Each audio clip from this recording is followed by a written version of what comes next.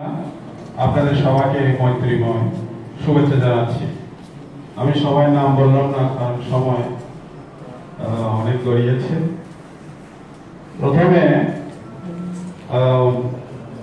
আমি Bangladesh police Monk সোসাইটির যারা এই অনুষ্ঠানের আয়োজন করেছে তাদেরকে আমি আন্তরিকভাবে ধন্যবাদ এবং কৃতজ্ঞতা জানাচ্ছি।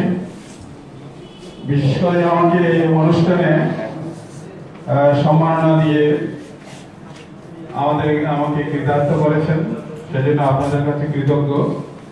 যদিও আমার জীবনে বহু সম্মাননা দেশে বিদেশে এবং আন্তর্জাতিক ক্ষেত্রে আমি পেয়েছি, তবে অত্যন্ত আনন্দিত হয়েছে আমার একজন পরম শ্রদ্ধেয় অত্যন্ত ঘনিষ্ঠ শিক্ষক সাংবাদিক বিমলেন্দু বড়ুয়াকে আপনারা মরণোত্তর সাহিত্য রত্ন উপাধিতে ভূষিত করেছেন।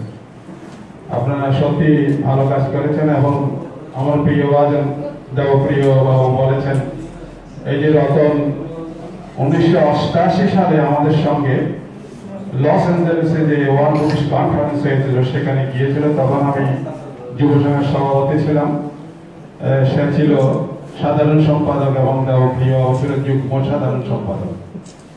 আমরা তো চলে এসেছি, কিন্তু রতন থেকে গিয়েছিল এবং থেকে গিয়ে সেখানে থেকেই নিউ ইয়র্ক থেকে বাংলাদেশের বৌদ্ধদের জন্য তথা বিশ্ব মানবতার জন্য সে কাজ করেছে এবং সবচেয়ে বেশি তার বিশেষ অবদান হলো বাংলাদেশ বৌদ্ধ ভিক্ষু মহাসভার জন্য তার একটা বিশেষ দরদ ছিল এবং সেই দরদি মনোভাব থেকে ভিক্ষু মহাসভার তহবিলকে সে পরিপুষ্ট করেছে।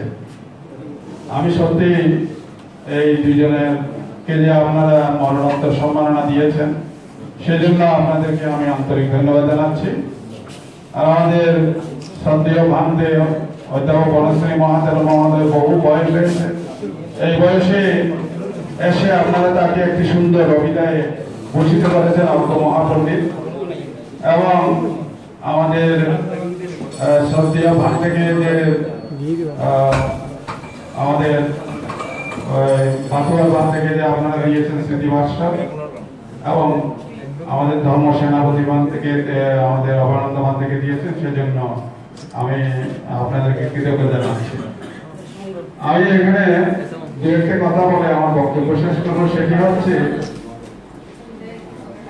আমি সবার সঙ্গে একমত, অ্যাসোসিয়েশন ফর্ম করা অত্যন্ত